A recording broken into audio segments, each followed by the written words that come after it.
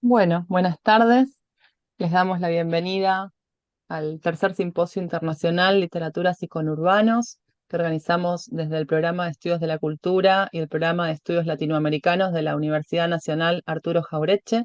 En esta oportunidad, la quinta jornada y última de la tercera de modo virtual, eh, tenemos el honor de compartir la segunda mesa del panel 18, titulada El queer como forma, como nuevo paradigma, corpus, tipologías y nuevas formas de abordar lo literario, panel que coordinan Cecilia Secreto y Matías Pardini, y en este caso, esta mesa va a coordinar la Cecilia Secreto. Les damos la bienvenida y les agradecemos nuevamente por participar y compartir este espacio, este encuentro con nosotros.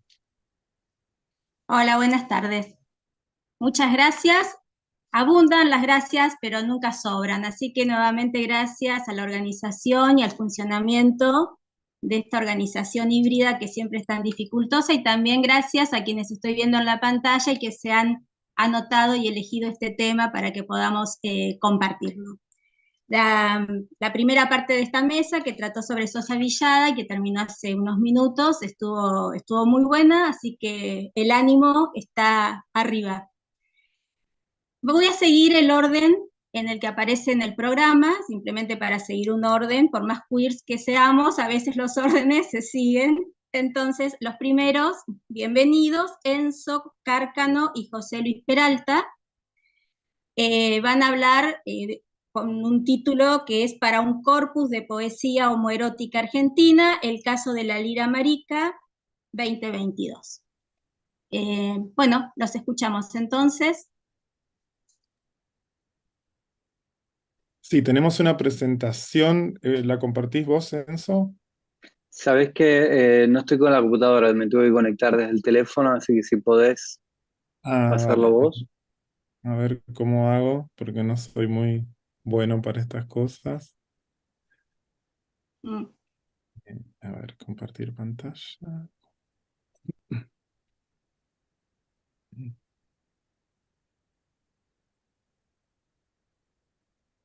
Bueno, si no lo hacemos para no demorar, porque no tengo muy claro cómo se ¿Quieren que pase comparte. el próximo, mientras ustedes se organizan, que comience a leer otro grupo, Es, porque también es una ponencia compartida? Dale, sí, mejor, bueno, así. como quieran. Sí, sí, sí, Bueno, mejor. entonces, cambiando el orden como tenía que ser, vieron que la organización no debe ser mucho lo nuestro. Mariana Ortiz Ponce, hola Mariana, y Andrés López Ávila, de la Universidad Michoacana de San Nicolás de Hidalgo y la Universidad Autónoma de México. ¿He dicho bien? Sí, muchas gracias. Bueno, bienvenidos también. Nosotros también tenemos una presentación, entonces voy a compartir pantalla.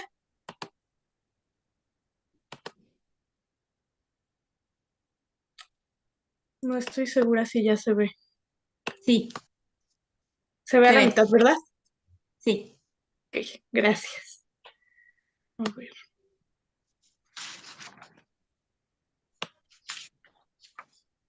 Bueno, nuestro trabajo está titulado La tipología textual y la tipología de riesgo, dos maneras de preservación de las consignas feministas. Para comenzar, daré yo una breve introducción sobre nuestro trabajo.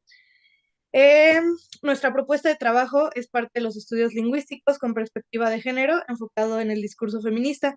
Nos interesa especialmente analizar la categorización, por tanto presentamos dos tipologías relacionadas. Por un lado, es el establecimiento de las consignas como una tradición discursiva, con subtipos de texto y sus características específicas, dentro de las cuales reconocemos tres, que son las que vamos a desarrollar: lingüísticas, extralingüísticas y de percepción sociocultural. Y como veremos, en el sentido sociocultural reconocemos dos posturas, la positiva y la negativa, que lo desacredita. En este punto que emerge es en el que emerge el riesgo, y con ello establecemos una tipología para su estudio.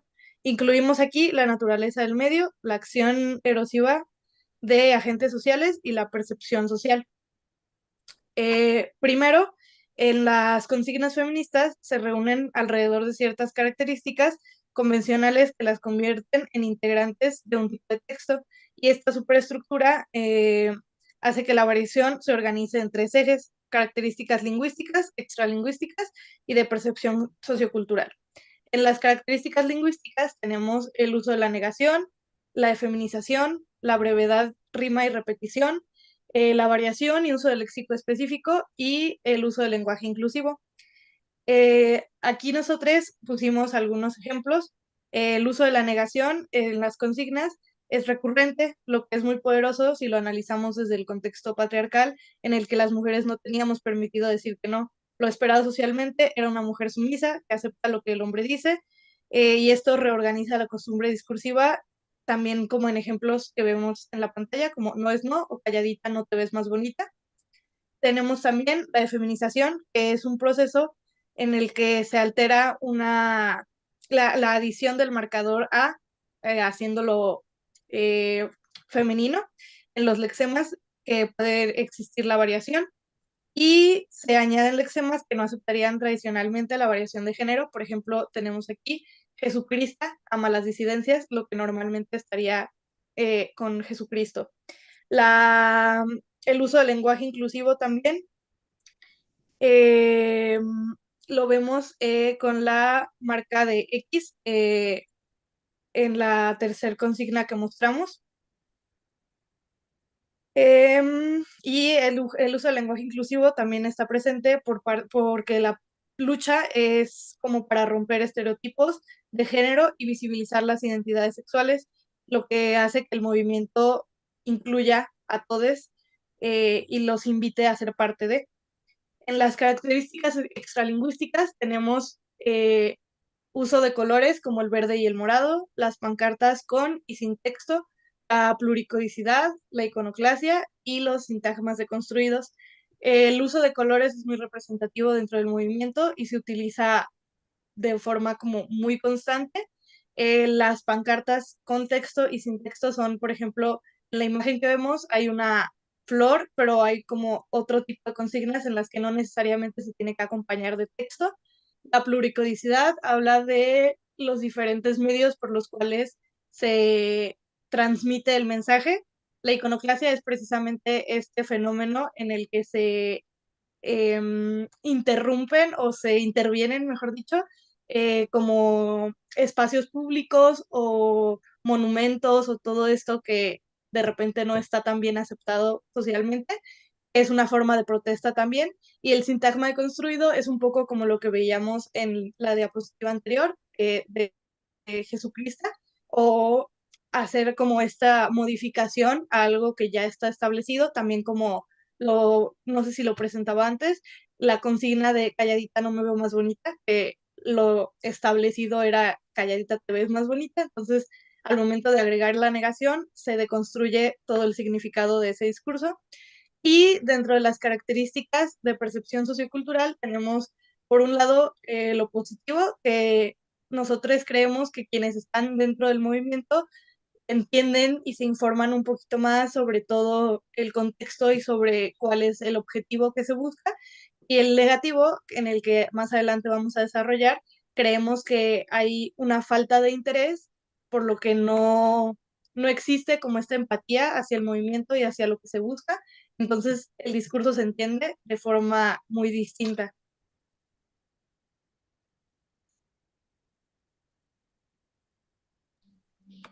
Muchas gracias. Continúo, muchas gracias. Además de la tipología textual, presentamos otra propuesta. La necesidad nos parece fundamental, puesto que la protección y promoción de este tipo de discurso debe estar en la primera línea de importancia. En este sentido, la conservación no puede hacerse de manera general, porque las amenazas que sufren las consignas son múltiples. Por tanto, proponemos una tipología de riesgo. Descomponemos los ámbitos en los cuales está vulnerable este tipo discursivo para parcelar también los mecanismos de sensibilización para valorarlo. Con ello establecemos 3 líneas de acción a favor de las consignas y la creación de corpus feminista y queer. 3 ámbitos consideramos: la naturaleza del medio, la acción erosiva de agentes sociales y la percepción social de este discurso. 1. La naturaleza del medio. Las consignas feministas tienen naturaleza pluricodicial. Entre otras, Las consignas feministas pueden presentarse a viva voz, pueden pintarse en la piel, pueden generarse unidades textuales en carteles, pueden intervenir muros y ventanas. Sin embargo, en prácticamente todos los casos, los medios desaparecen. Además, en muchas ocasiones, ni siquiera tienen la finalidad de la permanencia. La línea de acción en este caso nos parece clara, pero complicada. Hay una necesidad de hacer documentación. Un material de memoria de esta naturaleza es de un valor histórico incalculable para entender el mundo, pero debemos ser sensibles a las intenciones de anonimato que algunos discursos tienen. 2. La acción erosiva de agentes sociales. Uno de los únicos casos en los cuales las consignas se realizan con medios que sí pueden permanecer, tienen por lienzo materiales históricos, fachadas de edificios públicos, monumentos, casas, iglesias. Sin embargo, no permanecen a pesar de la entereza de los medios usados. Esta pintura que podría conservarse se pierde, aunque no por la naturaleza física de los elementos, sino por la acción erosiva de un agente social. Ya de entrada, es normal que la acción meteorológica degrade poco a poco materiales artísticos a la intemperie. En este caso, se necesitarían acciones de conservación, claro, pero el caso es aún más peligroso y más urgente, porque no solo no hay conservación, sino que agentes sociales de manera directa destruyen el patrimonio sociocultural que las consignas significan. Consideramos que debe haber un esfuerzo de sensibilización sobre el valor de estos materiales para que discursivamente no se utilicen estrategias dirigidas a la depreciación de las consignas. Esta erosión dirigida, por supuesto, va acompañada de una valoración negativa de las intervenciones. 3. La percepción social negativa provoca que haya menos producción de consignas. La delimitación del valor de un fenómeno cultural, de un grupo de personas en el sentido colectivo o de una persona individuada, provoca una situación de violencia. No son solo palabras, son estrategias de devaluación con consecuencias violentas importantes. En este sentido, los discursos que califican a las consignas con léxico negativo, como pintas, vandalismo, gritos, entre otros, no hacen más que depreciar un tipo de fenómeno sociocultural, artístico y político.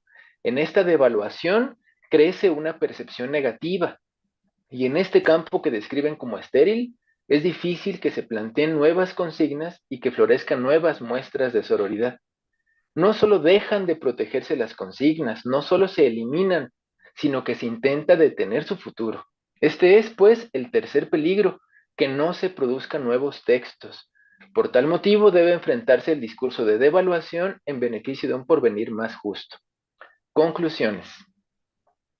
Las consignas feministas son un tipo de texto y como tal tienen características socioculturales y lingüísticas esperadas específicas. 2. Las consignas feministas incluyen subtipos de texto, cada cual con rasgos particulares. 3. Las consignas feministas se vulneran desde varias perspectivas en simultáneo. 4. Para favorecer los estudios y la documentación sobre las consignas feministas, se puede atender a las características múltiples para tener así múltiples perspectivas de estudio. 5. Las características específicas de las consignas feministas conducen a situaciones de riesgo específicas. 6. Para revitalizar, promover y proteger a las consignas feministas, debemos tener presentes las tipologías de texto y de riesgo. Muchas gracias. Continúa. ¿Terminaron los dos? Muchas Sí, gracias. muchas gracias. Y gracias. Muchas gracias. Muy, muy interesante. Sinceramente, algo sobre lo que no había particularmente reflexionado mucho. Agradecida y continuamos. ¿Están listos Enzo y José? ¿Lograron Jorge. organizar? Perdón, sí. Ah, Jorge, sí, perdón.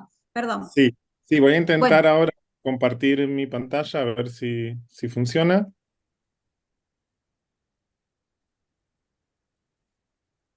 Ustedes me dirán si Sí, veo funciona. Bravo. Va. Lo único ¿Repito el título o siguen ustedes? Sí, lo que pasa es que no la logro manejar. Abajo a la derecha tenés como una copita. Sí, pero se ha quedado como, a ver, espera, se ha quedado como parada. A ver, voy de nuevo, ¿eh? No, hay algo que no me funciona. Lo voy a hacer sin presentación, me parece, porque Bueno, si no dale, va dale, va a ser muy tranqui. complicado. Bien, nuestra eh, presentación se centra en cómo armamos el corpus que conforma este libro, La Lira Marica, una antología de poesía homoerótica argentina que hicimos juntos y que fue publicada en 2022 a través de la editorial Sarasa. Lo primero que eh, tenemos que explicar, ¿no? Es de dónde surge este libro, de dónde surge La Lira Marica, ¿no? Es un libro que tuvimos la necesidad de hacer porque básicamente no existía, ¿no? No había una compilación de poesía homoerótica argentina. Sí había una antología de narrativa publicada preparada por Leopoldo Brizuela y que se publicó en el año 2000, titulada Historia de un deseo, donde él hablaba justamente, ¿no? de la ausencia de un repertorio de literatura gay, ¿no? Homosexual, y hablaba de la necesidad de leer sospechosamente. Lo que pasó a partir de ese momento es que sí, se empezó a estudiar la literatura, pero sobre todo se estudió la narrativa y el teatro, ¿no? Un libro como La historia de la literatura gay, por ejemplo, en Argentina, de Adrián Melo, es un libro que se centra básicamente en narrativa. Entonces, sentimos que había la necesidad de reponer ese hueco, ¿no? De construir un corpus de poesía que tuviera que ver con la disidencia sexual, con la disidencia de género. Detectada esta necesidad, se planteaba de alguna manera, bueno, cómo armar ese corpus, de dónde partir. Hubo una primera cuestión complicada a nivel puramente práctico, ¿no? De encontrar los textos, de recuperarlos, porque se trataba de textos muchas veces inhallables o que nunca se volvieron a editar. Entonces implicó un trabajo de rastrear, de ir a las bibliotecas, de pedir amigos, conocidos, y de poco a poco, con el tiempo, también con la ayuda de la pandemia, ese corpus se fue conformando, ¿no? Después hubo una cuestión teórica, ¿no? Y en este sentido, el título aclara varias de nuestras decisiones. Es una antología porque no pretende ser una antología exhaustiva, pero sí representativa, es decir, que no falte ningún autor que sea indispensable dentro de ese corpus. Es una antología de poesía porque queríamos reivindicar ese género, ¿no? Ese género olvidado o desplazado en los estudios LGTBIQ sobre literatura argentina. Argentina, a su vez, incluso sí, muchas veces, o en algunos casos al menos, los autores no son argentinos o los textos no han sido escritos en castellano, pero sí tienen que ver con la realidad argentina. Y el término más importante, ¿no? A los efectos de esta mesa es homoerótica. Decidimos enfocar esta antología desde la idea de homoerotismo y también de homoerotismo en concreto masculino, ¿no? Porque entendemos que las experiencias históricas de varones y mujeres disidentes han sido distintas, ¿no? Y por lo tanto una antología de mujeres requería otro tipo de trabajo, otro tipo de herramientas metodológicas. Entonces, nuestro libro, nuestra antología se enfocó en un corpus de textos poéticos y el concepto de homoerotismo nos resultó útil por varias razones, ¿no? Gay no hubiera sido un término útil porque es un término identitario que sabemos surge a partir de los años 70 como afirmación. Nuestra antología tiene un alcance muy amplio, empieza a principios del siglo XX y llega hasta la actualidad. El autor más joven es Tomás Lita, que nació en 1997. Por lo tanto, gay nos podía servir para algunos autores, pero no para otros. Lo mismo homosexual. Y queer, ¿no? Queer, ya sea la versión queer en inglés o queer, la versión castellanizada que se utiliza también en los últimos años, era un término problemático a su vez, ¿no? ¿Por qué? Porque en esa disyuntiva entre lo identitario y lo no identitario, que es lo queer, claro, muchos autores sí abrazaron una identidad, sí reivindicaron una identidad gay, y entonces queer no hubiera servido para ellos. Homoerótico en este sentido se nos planteó como una solución, porque el homoerotismo no implica una identidad determinada, y por eso ha sido un término muy usado en muchos estudios de carácter histórico sobre disidencias sexuales y de género en el pasado. Y entonces, partiendo de ese concepto amplio, homoerotismo, pudimos incluir a muy diversos textos y muy diversos autores. Como decía antes, la abarcadura histórica es muy amplia, desde principios del siglo XX hasta el presente, y también tiene una abarcadura geográfica muy amplia. Queríamos desplazar el foco de Buenos Aires. Buenos Aires ha sido, por razones obvias históricamente, ¿no?, uno de los espacios más importantes en la literatura, en la narrativa, sobre todo de temática LGTB. Pero esto deja en segundo plano, ¿no?, toda una serie de textos que han sido escritos y que se refieren a otras experiencias en otras regiones y en otras ciudades. Y la Lira Marica quiso tener esa amplitud, ¿no? De manera que incluye autores de muchas provincias. No están todas representadas, evidentemente, pero no es solo Buenos Aires, ¿no? Es también Tucumán, es también La Pampa, es también Mendoza, San Luis, en fin, tiene una abarcadura geográfica muy amplia. Los criterios para elegir los textos fueron básicamente tres: que fueran textos que hablaran, ¿no?, de manera explícita de afectos y deseos no normativos entre varones, un criterio, si se quiere, temático. También hubo un criterio relacionado con la autoría, es decir, que los autores se hubiesen identificado como gays, como homosexuales o como maricas.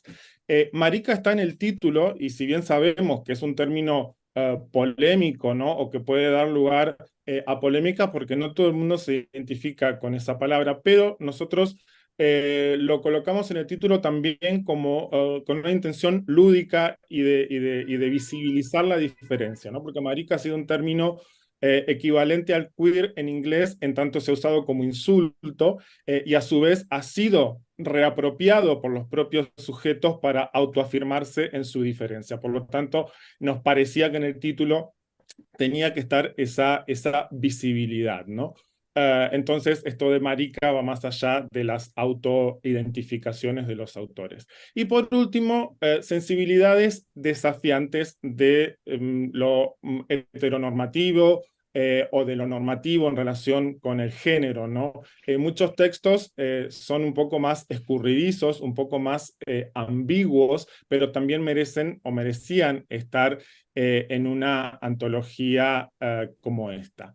A nivel de etapas es muy difícil porque es un corpus muy amplio, son más de 120 autores, es un libro que tiene casi 700 páginas, ¿no? Pero podemos marcar mínimamente 3 etapas hasta los años 40, cuando las figuraciones que encontramos son realmente muy ambiguas.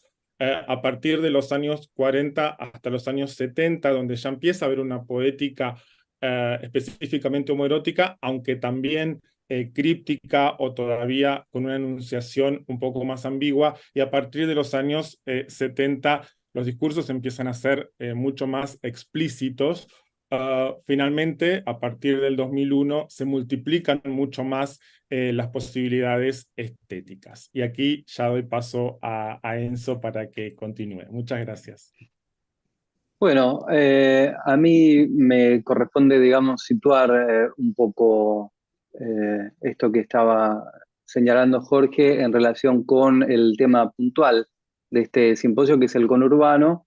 Y para eso, y retomando algo que decía Jorge, me interesaba puntualizar sobre dos cuestiones que problematizan la idea de lo queer o la operatividad de la noción queer al momento de armar este corpus específico, ¿no? El de la Lira Marica. Primero, la dimensión histórica, el hecho de que la noción de queer resulta mucho más acotada de lo que nosotros necesitábamos para armar este corpus en relación con la poesía homoerótica, retomando un poco un par de nociones de Miguel de Almarón y que nos fueron muy útiles, que son las del posible filosófico y las del posible histórico, ¿no? La idea de queer y en general la teoría queer que se desarrolla desde finales de los años 80 apunta más a satisfacer lo que Dalmarón llama el posible histórico, ¿no? Que compone no lo que sucedió, sino lo que se muestra significativo o revelador para nosotros desde un presente, ¿no? La idea de poder leer obras clásicas desde una perspectiva queer. Pero en cambio, lo que a nosotros nos interesaba también era construir un posible histórico, es decir, recomponer un poco las condiciones, las determinaciones históricas que condujeron a cada autor a escribir poemas de determinada manera, ¿no? Y a, eh, a intentar identificar cuáles son las estrategias que ponen en juego los autores al momento de escribir en un periodo determinado de la historia argentina que ustedes saben que ha sido bastante represiva para con los discursos disidentes, ¿no? Sobre todo hasta, como decía Jorge, comenzado los años 80, por lo menos. Entonces, esta cuestión histórica se suma a la cuestión local, ¿no? La cuestión de la localidad, que también problematiza un poco la idea de lo queer, ¿no? Aquí en Latinoamérica se ha propuesto la idea de queer, ¿no? Como la transliteración castellana del término inglés, para dar cuenta de esa localidad, ¿no? Que el término inglés no llega a cubrir. Como decía Jorge, nosotros abarcamos poemas de autores de la Ciudad de Buenos Aires, de la provincia de Buenos Aires, Catamarca, Chaco, Córdoba, Corrientes, Entre Ríos, Jujuy, La Pampa, Mendoza, Santiago del Estero, San Luis, Santa Fe y Tucumán. Y puntualmente en lo que hace al conurbano, nosotros recogemos poemas de algunos autores que han empezado a situar el conurbano en la poesía, ¿no? Hay todo un movimiento, por lo menos de lo que llamó nueva poesía de los 90, que empieza a mirar hacia el conurbano, que empieza a incorporar ese paisaje, por lo general precario, barrial, ¿no? Como anticipando un poco aquella crisis de 2001 que va a servir como un hito y un quiebre en la historia argentina. Entonces, autores como Miguel Ángel Lenz, como Yoshua, sobre el que voy a volver enseguida, como Osvaldo Bossi, como Javier Roldán, como Morisema, poetas que van al mismo tiempo de todo un movimiento que a la vez en narrativa y en el cine empieza a incorporar el conurbano, ¿no? Por ejemplo, la película Vil Romance de José Campuzano, Marco Berger, o en narrativa Carlos Correas, que es un antecedente tempranísimo, digamos, el de Correas, Cabezón Cámara, Alejandro López, Pablo Forcinito, Facu Soto o Rodolfo Omar Serio, ¿no? Y a mí me interesaba por último hacer una mención de Yoshua, Josué Marcos Belmonte, un poeta del oeste, ¿no? Del barrio Libertad de Merlo, que él de alguna manera que ha merecido un par de paneles especiales en los simposios anteriores de este mismo congreso, ¿no? En el que creo que estuvo Facu Soto también. Y Yoshua puntualmente lo que hace es incorporar un conurbano o construir un conurbano nuevo, en definitiva, ¿no? En la poesía argentina, que es el conurbano puntualmente homoerótico. Y fíjense que aquí lo queer, la idea de lo queer en términos anglosajones, estalla un poco, ¿no? Al momento de dialogar o de articular con la poesía de Yoshua, porque los roles sexuales en Yoshua están muy bien definidos, ¿no? Las relaciones en general son entre, eh, entre pibes de barrio, ¿no? La masculinidad está puesta en foco todo el tiempo. Es decir, no hay un estallido de la masculinidad, sino que hay un reforzamiento de la masculinidad en estas relaciones que aparecen en este conurbano por lo general pobre.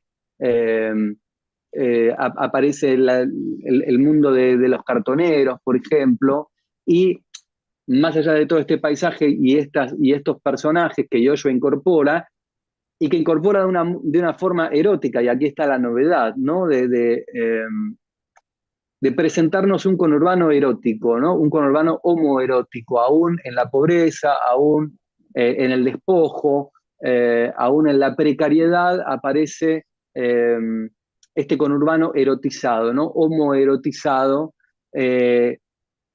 erotismo que se traslada también al lenguaje, ¿no? Yoyo hace esta operación de la que ya habló en aquel clásico texto de Judith Butler, de esta reconversión del insulto, ¿no? En un término ponderativo.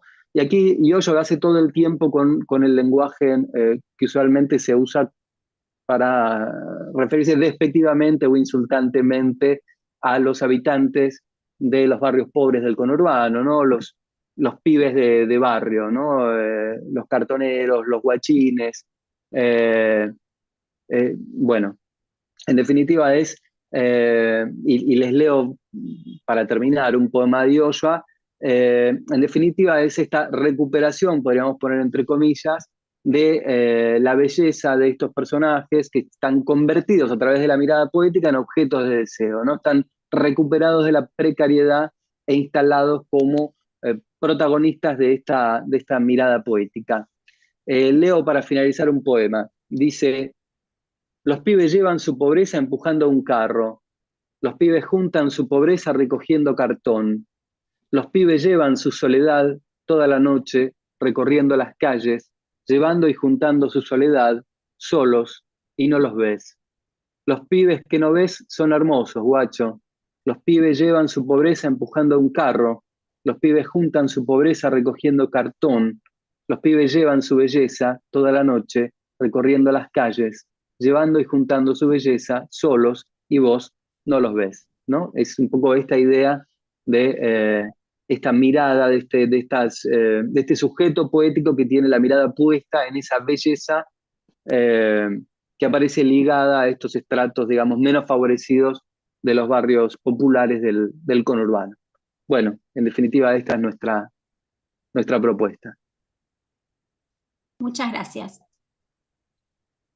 Continuamos con Angie Romero Daza. Angie, ¿estás? Acá estoy. Muy bien. Angie pertenece a la Universidad Nacional de Mar del Plata. Creo que no mencioné la pertenencia de Enzo y de Jorge. La voy a hacer ahora. Ricardo Rojas, Universidad de Buenos Aires, para Jorge, ¿no? No, para Enzo, perdón. Y Jorge pertenece a la Universidad Nacional de Educación a Distancia, España, UNED. Bueno, y Angie, como acabo de decir, a la Universidad Nacional de Mar del Plata. El trabajo de Angie se titula Un sexo verdadero, la intersexualidad de Alexina Barbin. O Barbin. Barbin. Barbin. Bueno, como decía Ceci, mi nombre es Angie Romero, mi filiación en la Universidad Nacional de Mar del Plata, y este trabajo surgió en el contexto de uno de los seminarios de maestría cursado el año pasado con el doctor José Amícola. El tema es este texto que es extraño, que no es muy conocido, de Foucault, sobre el caso de intersexualidad de Alexina Barbin. Hay mucha gente que no sabe que Alexina Barbin existió, esta persona, y que Foucault se interesó por este caso, así como se interesó por el caso de Pierre Rivière, el parricida. Así que bueno, son personajes anomales, dentro del contexto social en el que se inscribieron. Así que bueno, a él le interesó y a mí me interesó, y acá estamos. Bien, voy a ceñirme al texto que escribí, así no me paso del tiempo. Un sexo verdadero, la intersexualidad de Alexina Barbin. ¿Verdaderamente tenemos necesidad de un sexo verdadero? Con esta pregunta comienza Foucault su presentación de las memorias de Herculine Barbin, también llamada Alexina Barbin o Alexina B., una persona hermafrodita que vivió escasas 3 décadas en la Francia del siglo XIX y que tuvo la suerte de poder escribir su historia gracias a su educación y a su disposición de carácter. Este enunciado Foucaultiano constituye una invitación a poner en jaque la omnipotencia del concepto de verdad, pensada como estrategia o dispositivo para ejercer poder, que acalla y excluye lo diferente a través de estrategias de coacción y violencia que la van haciendo imperceptible al marcar reiteradamente la diferencia entre lo normal y anormal. El caso de Alexina despertó gran interés en Foucault, puesto que su transición y reasignación de condición civil y vestimenta estuvo determinado conjuntamente por la Iglesia, la medicina y la ley, instituciones que no tuvieron la intención de incorporarla a lo social con sus particularidades físicas, psicológicas y biográficas, sino que le exigieron ocupar un lugar en el sistema sexo-género que la inhabilitara para ejercer perversiones. En la siguiente comunicación nos ocuparemos de problematizar el caso intersexual de Alexina a partir de la obra Foucaultiana El sexo verdadero, Erculín Barbín, llamada también Alexina B, de 1978, con su traducción en castellano en 1985, donde aparece como relato enmarcado el testimonio de la propia Alexina, titulado Mis recuerdos, además de los informes médicos y notas de diario que adjunta Foucault a modo de dossier. Adélaïde Erculín Barbín nació el 8 de noviembre de 1838 en Saint-Jean-d'Angely. A falta de mejores oportunidades económicas, tras la muerte de su papá, la madre decide enviarla a un orfanato donde pudiera comenzar su formación académica y piadosa entre monjas y otras niñas. Gracias a la simpatía que sentía por ella, la madre superiora, Alexina consiguió una plaza en la Escuela Normal de Oléron de Chateau, donde se formó para ser institutriz, aunque no era lo que deseaba, siendo consciente de la postura sometida e intervenida de los maestros en pequeños poblados bajo el rigor de las instituciones. Citó a Alexina. Todo el mundo conoce hoy en día la vergonzosa dependencia para nuestra época en que se encuentran maestros y maestras, siendo el blanco de calumnia y maledicencia de una población que tiene que regenerar. Además, sufren la influencia fatal y despótica de un cura celoso de su poder, el cual, si no puede convertirlos en sus esclavos, los aplastará pronto bajo el peso de los odios que habrá sabido levantar contra ellos. Fin de cita. Según nos dejan entrever sus memorias, y a pesar de considerarse una persona piadosa, Alexina siente resistencia entre el poder de la Iglesia sobre los discursos médico y legal, ya que su secreto fue conocido a través del sacramento de la confesión. Sintiendo inquietudes respecto a su cuerpo y sus afectos, buscó consejo y aprobación en los representantes de la norma, en los depositarios de lo que Foucault llama la verdad, encargados de discernir entre lo normal, lo anormal, lo inmoral y lo perverso. Todos y cada uno, afirma Foucault en su presentación al caso de Alexina, tienen que averiguar quiénes son, qué ocurre dentro de sí mismos, qué faltas pueden haber cometido y a qué tentaciones pueden estar expuestos. Y aún más, cada uno está obligado a contar esas cosas a los otros y por ello a ser testigos contra sí mismos.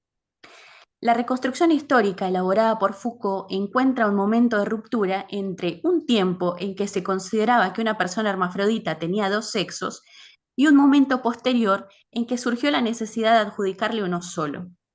En la Edad Media correspondía al padre o padrino, es decir, a aquellos que nombraban al niño, determinar en el momento del bautismo qué sexo iba a mantenerse. Pero cuando se aproximaba el momento de casarse, él o la hermafrodita era libre de decidir por sí mismo si quería continuar siendo del sexo que le habían atribuido cuando lo habían bautizado o prefería otro.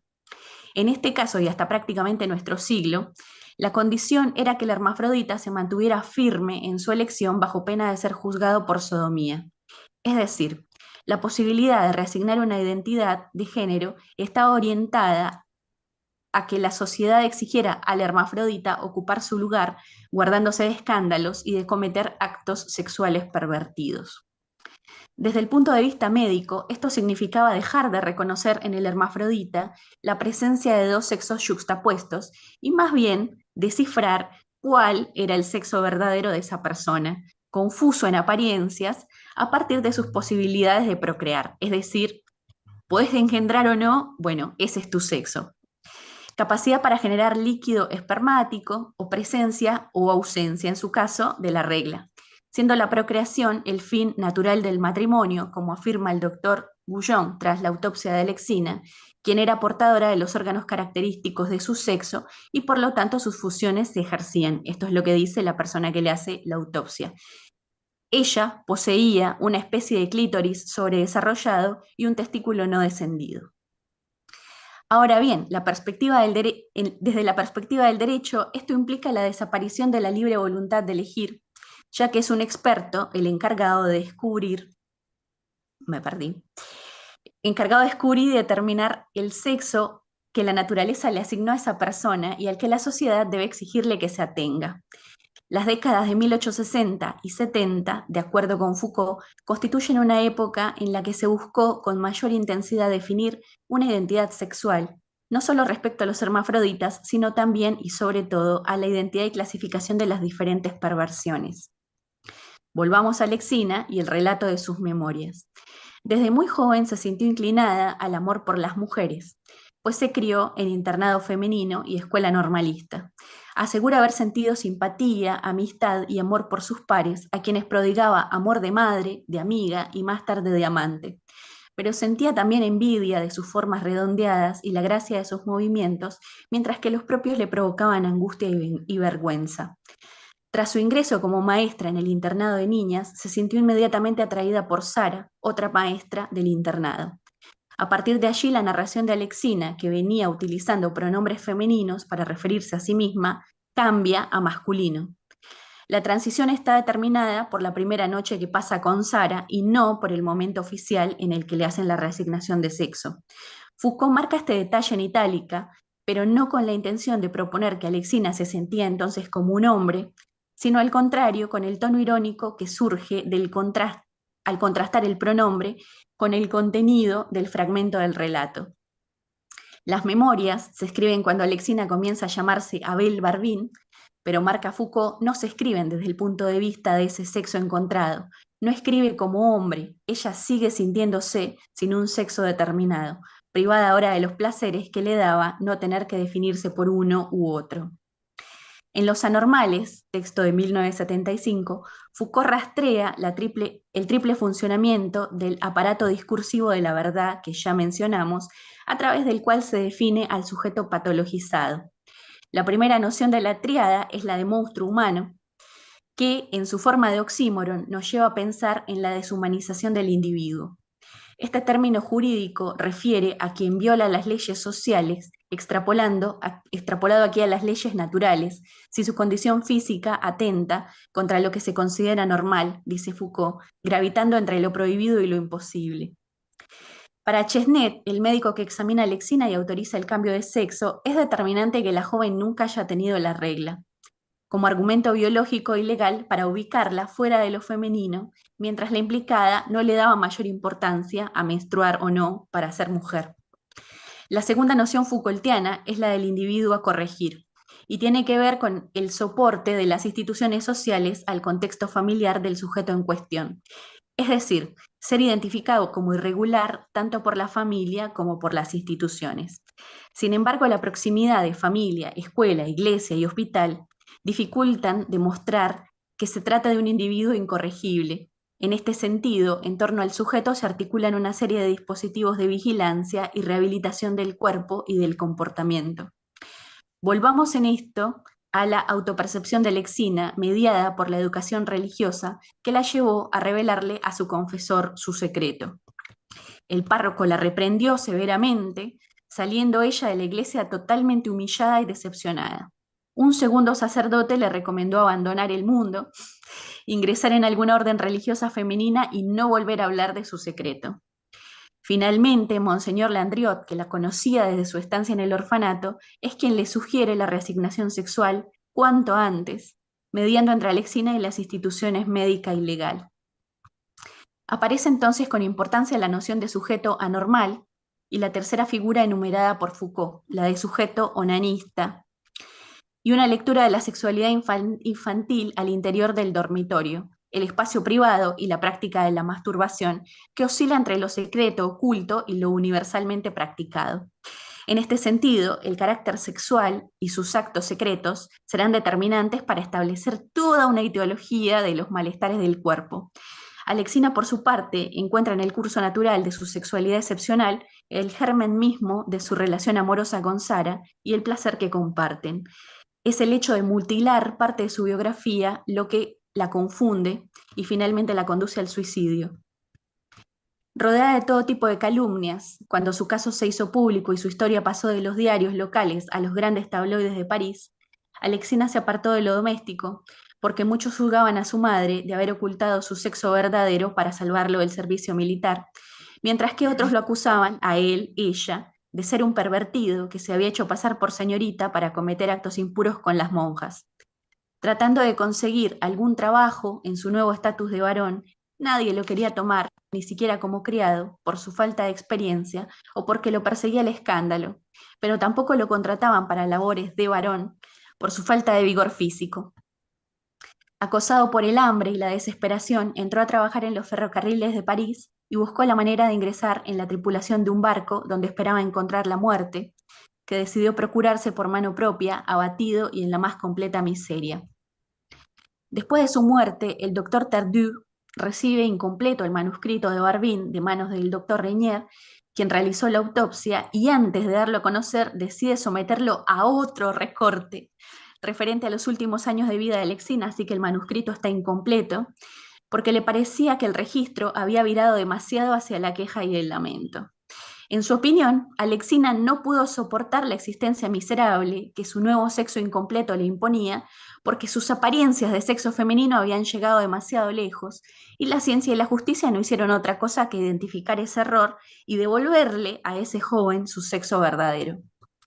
Alexina tampoco encontró el amor durante sus años de varón, no por el desamor de Sara, quien un día dejó de escribirle, sino por su sexualidad incompleta y la extrañeza de vivir lejos de aquello que le hacía feliz compartir. Al imaginarse como esposo, afirma en sus memorias que sería un marido detestable. Además, dice, presiento que todos mis gozos quedarían envenenados por el matrimonio y abusaría, quizás cruelmente, de mi inmensa ventaja de haber sido mujer, la cual acabaría volviéndose contra mí. Desesperado, piensa que este desenlace terrible ha sido causa de su propia ceguera, que le hizo jugar hasta el fin un papel absurdo, tal vez por esa sed a lo desconocido que es inherente al hombre, haber querido ser explorador, ya no de tierras extrañas, sino de su propia subjetividad, donde jamás logró hacer pie como hombre. Y dice, no existirá nunca él para mí. Gracias. Gracias, Angie. Bueno, como he mencionado anteriormente, creo que todavía no se habían sumado todos, Martín Haxek no está, así que yo sería la última en exponer. Mi trabajo se llama El queer como nuevo paradigma, del barroco al conurbano, los machos se duermen primero, de Rodolfo Omar Serio. Y también voy a continuar la lectura en el orden en que la escribí, cualquier cosa me interrumpo. Comienzo citando a Foucault cuando se refiere a Nietzsche. El hombre ha comenzado por la mueca de lo que iba a devenir. La verdad y su reino originario han tenido su historia en la historia. Apenas salimos de ella en el instante de la sombra más corta, y ya la luz no parece venir del fondo del cielo y de los primeros momentos del día. Ahí termina la cita y da inicio, como preámbulo, como epígrafe al trabajo. En esta ponencia me propongo continuar algunas reflexiones de José Amícola, expresadas en una entrevista que le realicé recientemente, publicada en Revista H de Acercándonos Ediciones, número 30, año 2023. Titulada Estamos frente a un nuevo paradigma queer. Del título se desprende que debemos pensar lo queer como el quid de la cuestión de un nuevo paradigma social, cultural y epistémico. Me interesa rescatar algunos de los conceptos principales que se desprenden de dicha entrevista y ponerlos a funcionar en dos momentos: el pasado barroco y el presente inmediato. En relación con el barroco, intentaré acercarme al oxímoron como el tropo que da lugar de representación al travestismo, en Shakespeare, en Calderón y en otros. Y, en relación a las producciones literarias actuales, a los mecanismos del sueño, metáfora y metonimia, como movimientos que abren el espacio al universo queer del conurbano en Los machos se duermen primero de Rodolfo Marcel. Toques genealógicos, se llama este apartado, y comienza con la pregunta a José Amícola y su respuesta.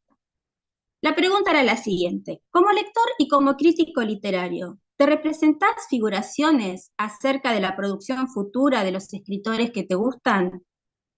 ¿Qué preguntas te haces, por ejemplo, ante los escritores trans y las temáticas que abordarán y que abordan? Y la respuesta, fragmento de la respuesta porque es mucho más extensa, pero de ese fragmento de la respuesta continúa una suerte de análisis o de reflexión de mi parte. Respuesta. En efecto, sin pensarlo o pensándolo soterradamente, Cervantes y Shakespeare crearon en sus obras algunas heroínas singulares para la época que, al transvestirse para trascender las limitaciones que les vedaban el camino de la aventura, pervirtieron todo el sistema sexo-género del momento, ya sea mostrando la aparición del macho suave o concitando en los otros varones del elenco una inclinación perturbadora por el mismo sexo. Ahí termina la respuesta, o lo que cito de la respuesta de José Amícola. Existe, a mi entender, un vínculo fuerte entre los períodos y estéticas barrocas y románticas con la impronta que trae el universo queer. De ahí, inevitablemente, que cuando pensemos en queer, linkeamos con escritores y estéticas barrocas y románticas. Esto se debe, en primer lugar, a postulados artísticos comunes a ambos periodos. La búsqueda de lo nuevo y lo disruptivo en el juego de síntesis de los contrarios, lo que Antoni Marí denominó coincidentia oppositorum. Puestos a analizar las figuras y mecanismos del pensamiento y del lenguaje que habilitan la emergencia del tercero excluido, debemos revisar en qué consiste la propuesta deconstructivista que nace del oxímoron, la metáfora y la metonimia. Me voy a decir de un aspecto que no es casual en las representaciones de las obras y autores que intentaremos ir hilando. Tanto Calderón como Shakespeare, y ahora Sirio, utilizan como cronotopo escénico de sus representaciones al sueño.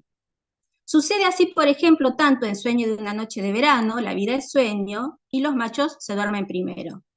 El sueño funciona en ellas como el motivo que brinda el cauce al argumento, mientras que por su parte el argumento pasa a tener la estructura del sueño, lo que equivale a decir la estructura del inconsciente. De tal modo que la obra, el texto, se estructura como inconsciente, espacio de manifestación enmascarada del deseo reprimido. También creo necesario aclarar que no pretendo hacer una historia lineal de continuidad entre el sueño barroco y el sueño del conurbano.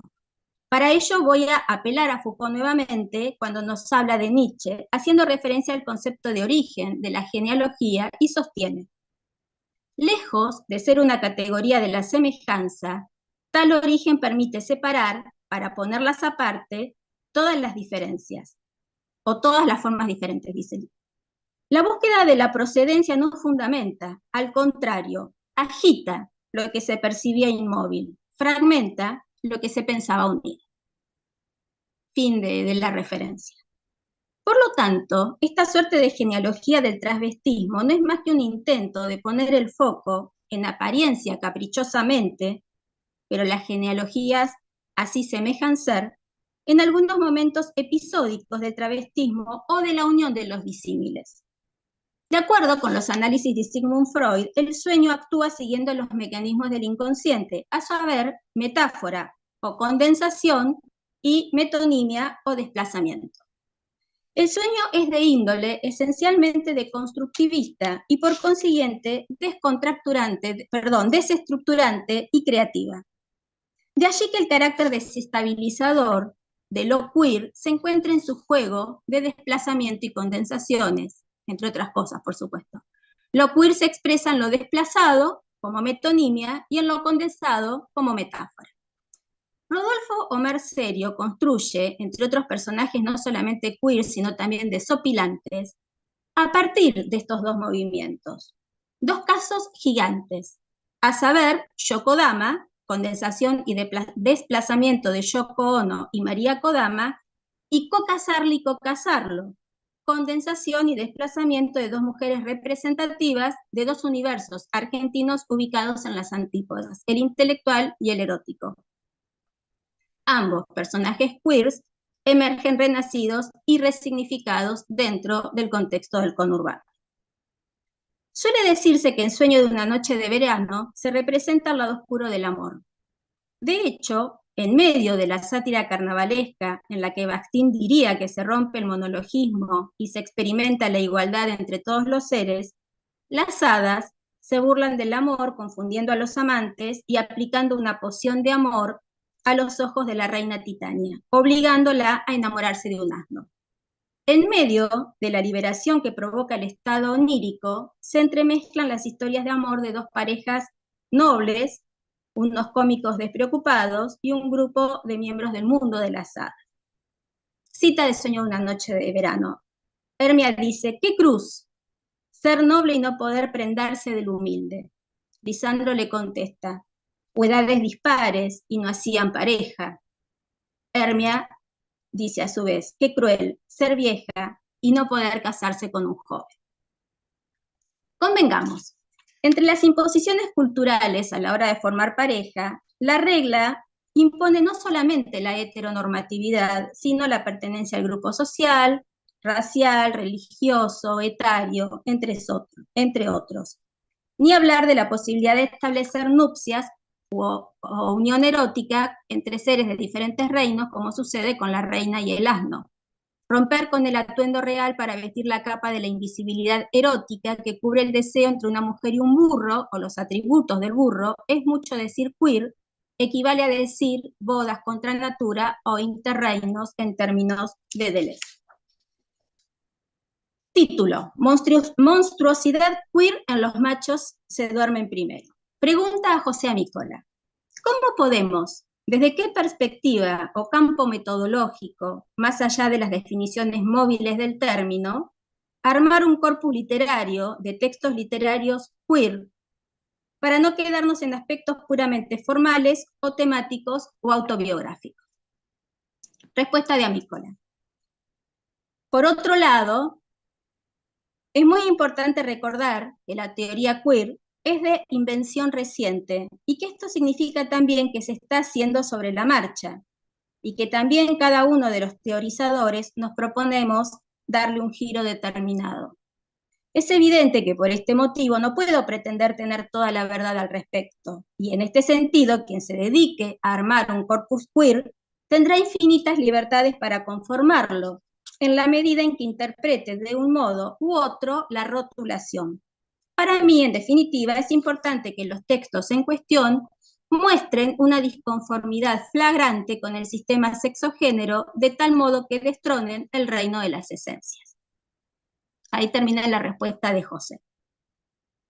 El narrador personaje de Los machos se duermen primero es un joven homosexual que vive en Morón y que asegura que en un momento de su vida había dejado de soñar, o de poder soñar. Esta imposibilidad lo llevó no solamente al consultorio médico y psiquiátrico, sino también a encontrar en el cine un paliativo para el sueño perdido. De ahí que el inconsciente del personaje está estructurado, como dijo alguna vez alguien, como folletín, alusión a Puig indefectiblemente. El primer sueño que el personaje tiene una vez recuperada la facultad de soñador es con la Yokodama, quien, al decir del cabezón cámara en la introducción de la lectura de la novela, es una de las dos monstruas bicéfalas que viven en estas páginas. Cita de la novela. Todavía no era un adolescente cuando dejé de soñar. Otra. En la segunda sesión, el licenciado intentó convencerme de que yo soñaba, solo que mis barreras de represión eran más fuertes que lo común y por eso no lo recordaba. Otra cita. De alguna forma extraña, los sueños están emparentados con el cine. Algunas noches, mientras dormimos, protagonizamos una película. Y la última cita: esa noche, después de coger en su casa, me desperté con la sensación de que había vuelto a soñar. Lo que quiero es centrarme solamente en la conformación de estos dos personajes femeninos, monstruas bicéfalas, unión de semejantes. En el caso de Shokodama, unión de contrarios. En el caso de Kokasarlo y Kokasarli, perdón, me confundí. Bueno, sigo. No, lo que quiero es centrarme solamente en la conformación de estos dos personajes femeninos, monstruas bicéfalas. En el caso de Shokodama, unión de semejantes, y en el caso de Kokasarlo, Kokasarli, unión de contrarios. Lo había leído mal. Las estéticas barroca y romántica han hurgado mucho en ese espacio del entre, Derrida, que surge del contacto espacio entre opuestos. El barroco nos ha ofrecido oximorones y contradicciones, juegos de palabras, acertijos, claroscuros, líneas de fuga. Voy a mencionar uno en particular, el que aparece en el monólogo de Fray Lorenzo en Romeo y Julieta. Las palabras con las que el sacerdote se presenta al público parecen vertidas por el pensamiento derrideano extempore, porque sobre lo que Fray Lorenzo reflexiona filosóficamente es acerca del fármaco. Con clara intención proverbial, el fraile nos advierte que en cada planta y especie reside una doble posibilidad, la de sanar o la de matar. Esa es la condición esencial del veneno, su doble potencia, su posibilidad inmanente. El romanticismo, por su parte, nos regaló a los monstruos. En una amplia galería de alteridades y alternativas, mencionaré a los más conocidos: Frankenstein, Carmila, Hyde, Drácula. Seres que deambulan entre dos mundos, el humano y el extrahumano, el de los seres mortales y los inmortales, el de la afiliación y el del contagio, el del orgánico y lo inorgánico. La dualidad potencial, el oxímoron, el desplazamiento, la condensación, son movimientos que habilitan y proporcionan el espacio queer de lo indecidible. Cita: es la Shokodama, ese engendro nipón que me recuerda que Yoko Ono y María Kodama son la misma persona, al menos en mi sueño. La Shokodama pasa una tarjeta Platinum, digita la clave es pi. Se acuerda de que solo puede extraer 1.000 pesos.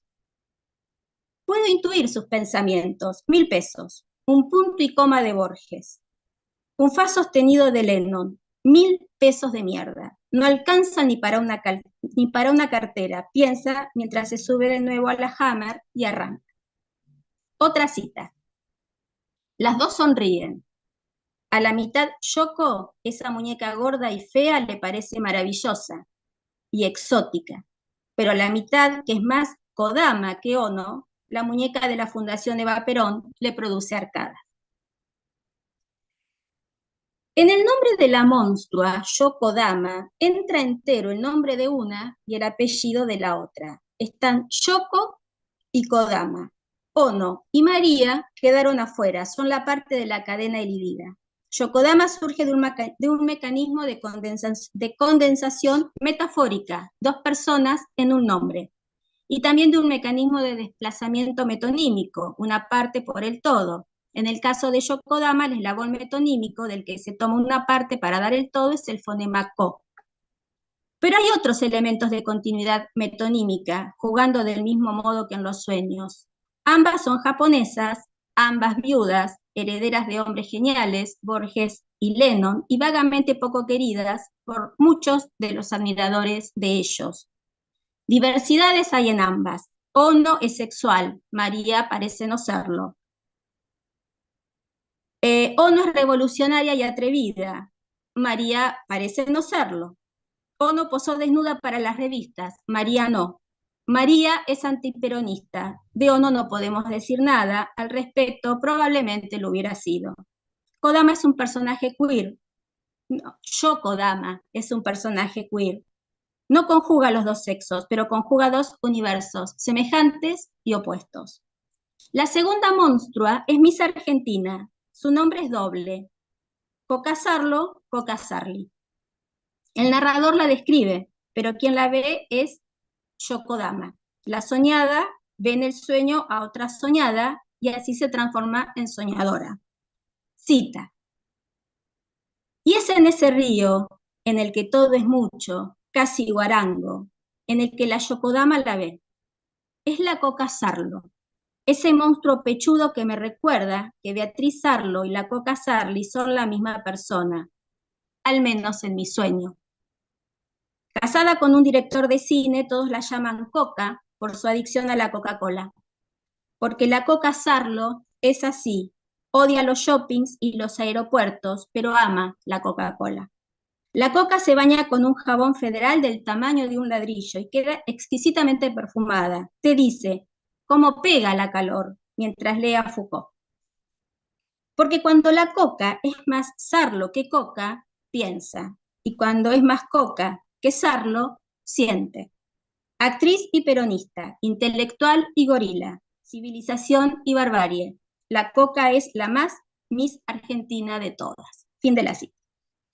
Esta monstrua bicéfala, a diferencia de la Yocodama, se construye a partir de una sustitución en el eje paradigmático que hace poner en contacto a dos mujeres icónicas dentro de la cultura argentina. La cultura popular le corresponde a Sarli y la cultura letrada o intelectual a Sarlo. Sarli es la Coca, Sarlo es Beatriz, pero esa parte de la cadena queda elidida. Coca será entonces el único nombre distribuido entre dos cabezas, o, de indagar más en la interpretación, Coca tiene cabeza de Sarlo cuando piensa y cuerpo de Sarli cuando siente. Barbarie para Sarli, civilización para Sarlo, peronismo para la actriz. No olvidemos que una parte de la Yocodama detesta a las muñecas de la Fundación Evita. Por lo tanto, una parte de la Yocodama detestará a esa parte de la Coca Sarlo Sarli que simpatiza con Perón. Borges detestaba a los peronistas, es de suponer que su viuda también lo hiciera.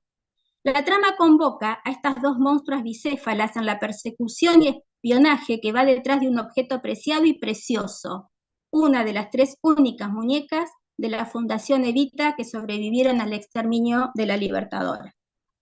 Este hilo argumental nos tiene preparada otra sorpresa de carácter heterogéneo. El ejemplar que se pensaba era original resultó ser una copia casera y artesanal de la muñeca original.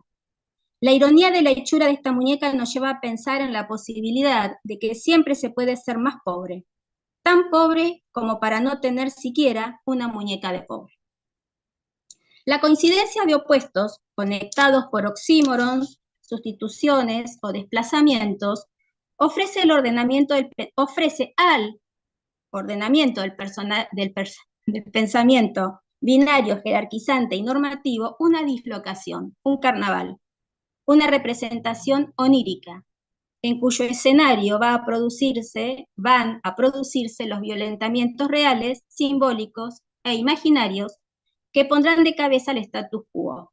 Los mecanismos del sueño permiten al inconsciente disfrazar el deseo, de allí que es posible, luego de este breve análisis, concluir que lo queer es un desorden natural anterior a la entrada en el orden de la ley. Bien, podría terminar aquí.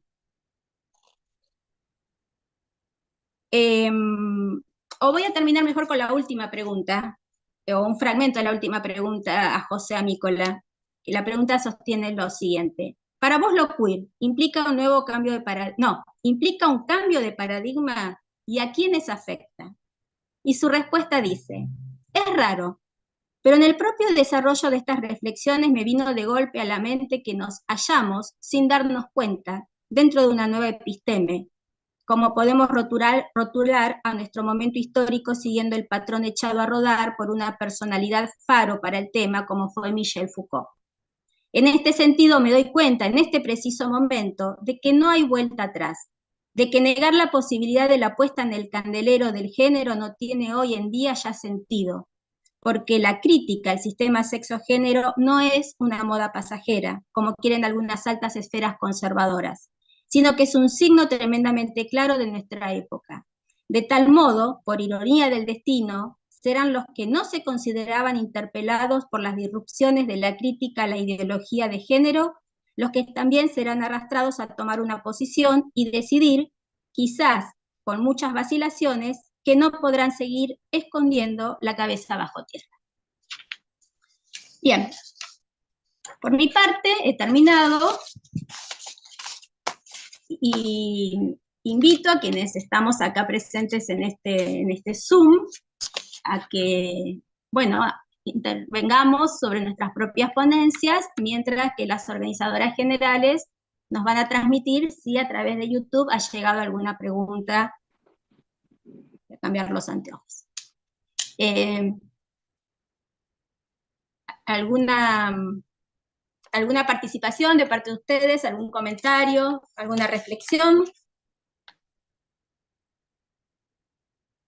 Yo simplemente quería señalar en relación con esto que leía sobre el final, Cecilia, de Amícola, ¿no? Esta idea de que, en definitiva, la teoría queer o lo queer ya es, digamos, una noción instalada, ¿no? Una noción que viene a erosionar otras, ¿no? Es un gesto, en definitiva. Y recordaba aquello que dice Didier Eribon en ese libro sobre la cuestión gay, creo que se llama el título, que él, digamos, deslindaba, era un poco crítico con la idea de queer como este nuevo paradigma que subsume todos los demás, que subsume todas aquellas tentativas por dar cuenta de la disidencia, y él hablaba de una dimensión teórica de lo queer y una dimensión política de lo queer. Dice, detrás de la dimensión política estamos todos, en la dimensión teórica hay todavía como, como ajustes, ¿no? Porque en definitiva es una noción tan esquiva que nunca se puede dar por terminada, ¿no? Nunca se puede sellar el perímetro de qué es lo queer, y eso es lo interesante, porque viene a contrarrestar otras nociones. De eso se trata su productividad, ¿no? Entonces, a mí siempre me gusta subrayar esas dos cuestiones, ¿no? La cuestión política de la teoría queer, que es bien poderosa, y creo que todos nos ubicamos detrás de esa fuerza, pero teniendo en cuenta que hay aristas que todavía no, o sobre las que no podemos generar un consenso total, ¿no? La idea de lo queer y lo queer, ¿no? De la situacionalidad de esas disidencias, de la localidad de algunas disidencias, y por eso esa transliteración en castellano, bueno,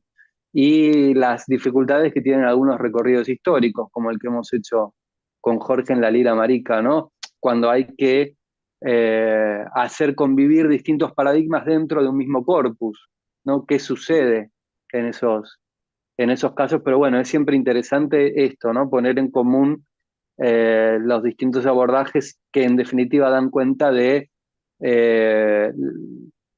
los distintos recorridos que cada uno de nosotros, de nosotras, hace, ¿no? En relación con esta teoría y en definitiva con las categorías sexogenéricas, ¿no? Con ese marco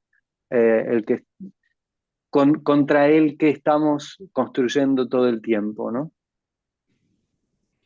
Sí, yo no leí el ejemplo al que José recurre en ese momento, y que me pareció muy importante porque no fue un ejemplo literario, es decir, no perteneció a esa esfera, esa nube casi teórica o literario que tiene que ver con la escritura, sino tenía que ver con el deporte.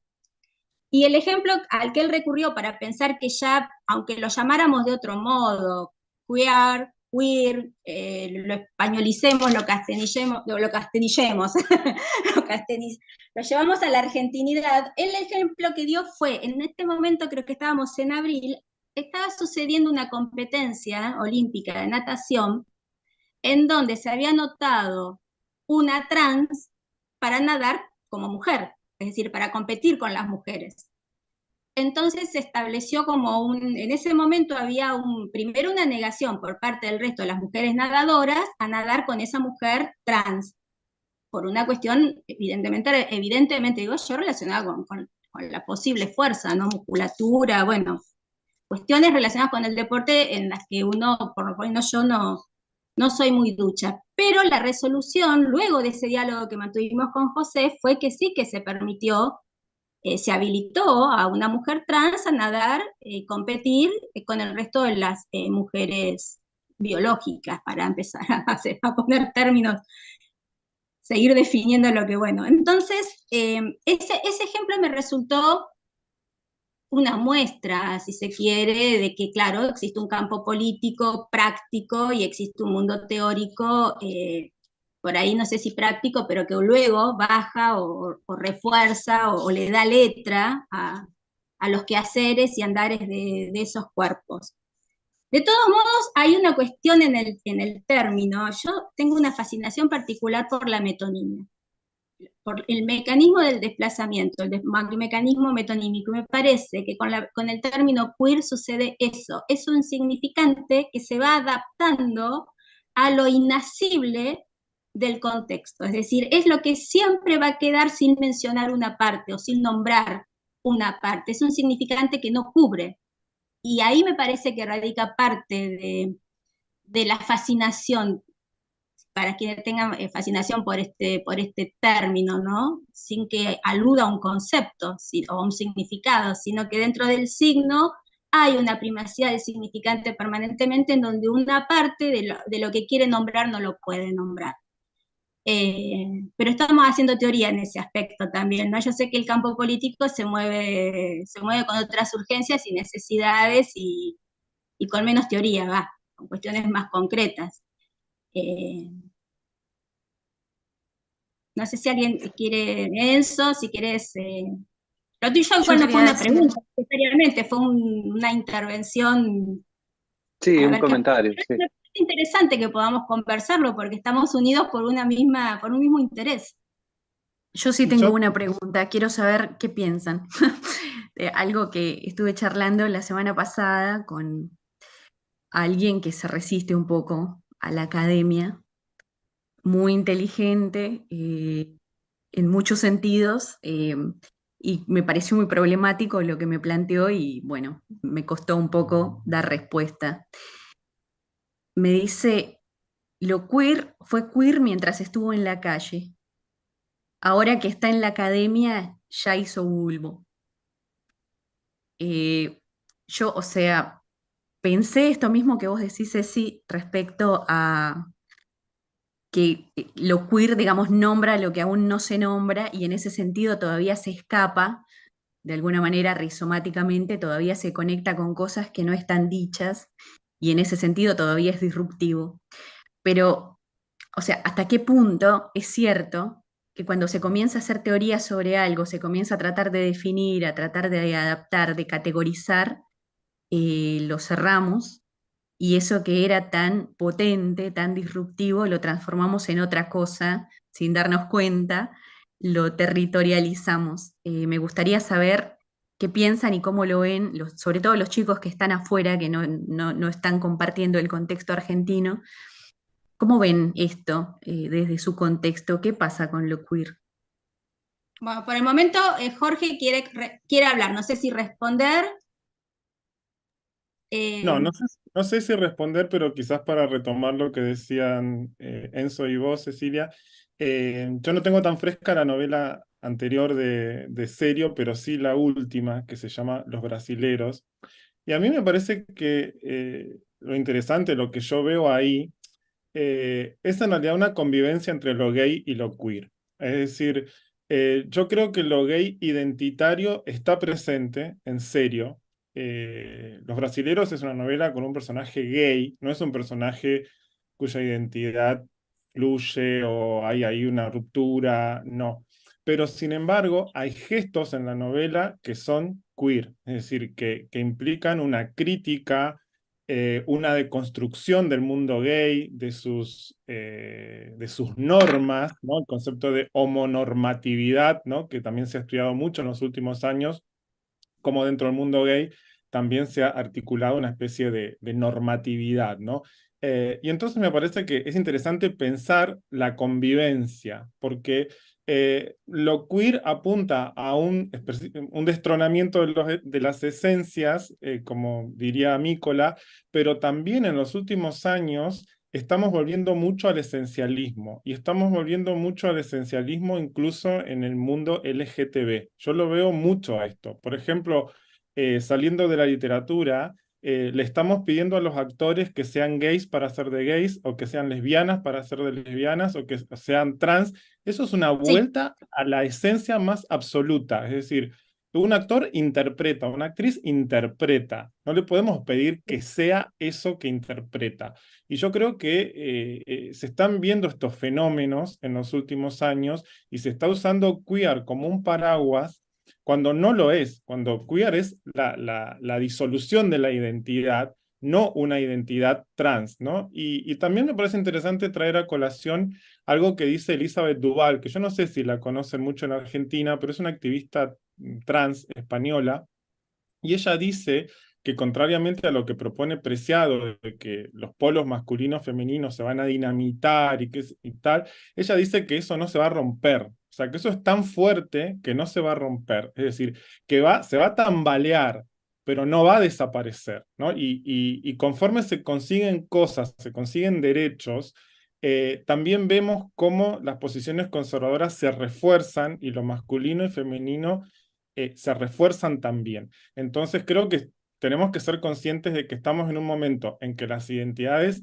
sí se dinamitan, pero por otro lado también se fortifican. Entonces yo no estaría tan seguro como está José, a quien por cierto conozco porque he trabajado con él, de que esto sea tan así, ¿no? De que estemos en una disolución tan radical. Yo creo que hay una convivencia identidad, no identidad. Bueno, y acá cierro, que si no soy muy charlatán.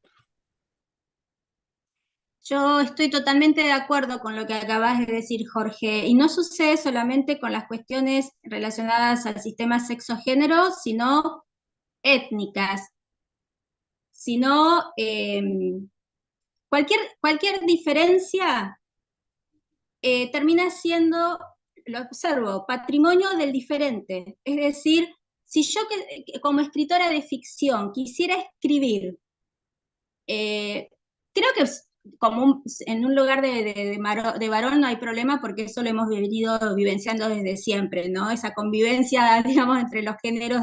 Pero yo quisiera ficcionalizar la primera persona de un aborigen, o quisiera ficcionalizar la primera persona afrodescendiente, o de una ciega, para ponerme en un lugar de sábado en Sobreros y Tumbas, que le saltaron a la yugular.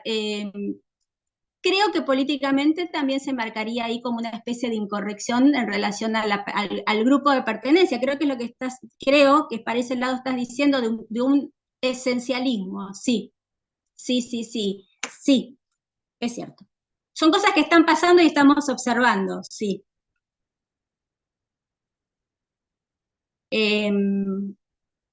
Angie, ¿querías decir algo, me parece?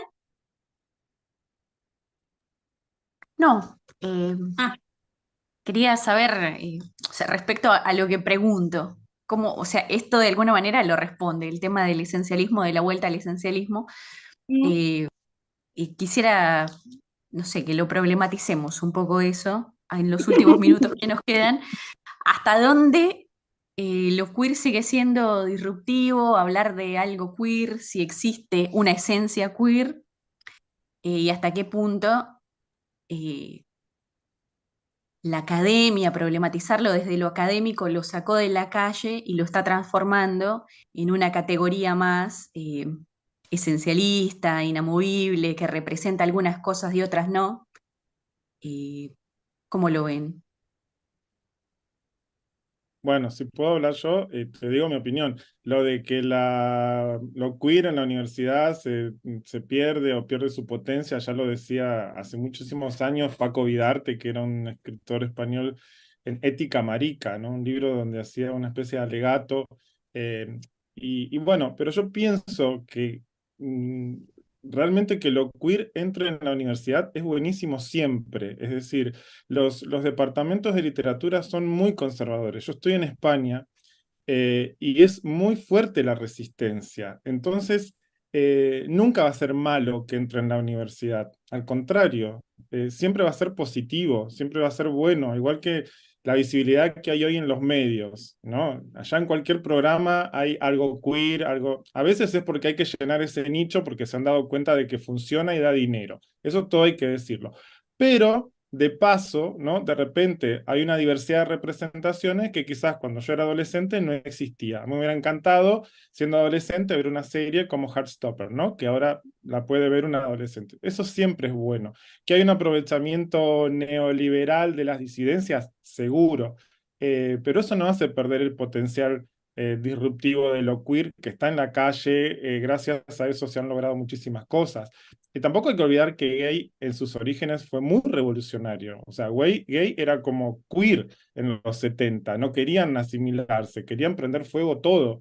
Si uno lee a Mario Mieli, que era un activista italiano en los 70, él no hablaba de queer, no existía, pero sus planteos eran queer. Y eso, de hecho, se lo está recuperando. Entonces, sí, gay ha caído mucho en la cosa mercantil, pero la potencia no se pierde. Y yo creo que en los estudios literarios siempre va a ser positivo que entre en la universidad. O sea, tiene que estar, porque los estudios literarios suelen ser muy conservadores, muy machistas. Los programas de literatura argentina, yo hablo de lo que conozco, ¿no? Pero no había mujeres hace no tantos años atrás. Es decir, que tampoco nos asombremos demasiado, ¿no? Muy poco a poco, ¿no? Yo estudié en Mendoza, además, que era aún más conservador, y me parece que siempre es positivo que lo queer esté en la universidad. Claro, es Sí, muy interesante. la academia también es una monstrua bicéfala. Y nosotros que estamos ahí adentro, cada uno lo experimentará a su manera, pero hay una parte que queremos más que a la otra. Unos querrán más a Yoko y otras que querrán más a Kodama, no sé, o a Sarlo y Sarli. Pero hay algo de razón en esto, en esta cuestión de deglutir, o más que de deglutir, de convertir eso en temas solamente, ¿no? Quitarle como el cuerpo, pareciera, a conceptos o vivencias o realidades que vienen de la sociedad y de la calle. Pasó también con el teatro, under, después el under llega a la tele, entonces ¿qué tanto hay de under? Bueno, es la circulación. Claro, A bueno, mí me ese gusta. es el tema de lo que él dice neoliberal, de cómo se transforma también en un producto mercantilizado, cultural, en algo que se puede explotar, y cómo entra en otros circuitos de consumo y de difusión, quién consume lo queer y cómo se Pero para transforma mí, en un producto. perdón, como en este punto me gustaría recuperar aquella noción de Foucault, ¿no? Que se ha mencionado tanto en este panel, la idea de desvío, porque a veces creemos que lo queer es como una subversión en el sentido más rupturista de la palabra, de las categorías, de las identidades, de toda la seguridad categorial y en definitiva, esto que decía Foucault, la idea del desvío es digamos, una disidencia paulatina, muchas veces eh, subterránea, ¿no? Tampoco entender la idea, nos hemos acostumbrado a pensar la disidencia en términos explosivos de alguna manera, y a veces es mucho más asordinada de lo que parece. Por eso yo hablaba de lo queer antes como un gesto, ¿no? Eh, y cómo a veces subrayar el carácter más expansivo, eh, sí, más visible, más rupturista, nos hace caer inmediatamente en algún cliché, ¿no? Y estos clichés de los que el mercado está muy atento todo el tiempo a ver qué puede capitalizar, ¿no? Como para rotular cada disidencia con un cliché distinto, transformarlo en algún producto cultural, artístico, lo que sea, o de consumo, ¿no? En definitiva, de transformar esas disidencias en categorías de consumidores. Eh, y en definitiva me parece que lo que no hay que perder de vista es que lo queer o bueno, como queramos llamarlo, en definitiva es esto, no hay que perder de vista la idea de la disidencia, y es una disidencia continua, pero muchas veces no tan visible como esperaríamos, ¿no? cuando vos decías la idea de una esencia queer, eso por definición es un contrasentido, ¿no? Lo queer apunta a el desvío de esa seguridad esencial, pero siempre está en relación con otros mojones, ¿no? Lo queer está flotando de alguna manera entre otro montón de categorías, otro montón de compartimentos contra los que discute, pero que no dejan de existir necesariamente por practicar un gesto queer, ¿no? En definitiva. Entonces, yo creo, retomando lo que decía Jorge, lo que decía Cecilia, que es importante la presencia de la perspectiva disidente en la academia y que, como todo, a veces se esclerotiza y a veces se dinamiza.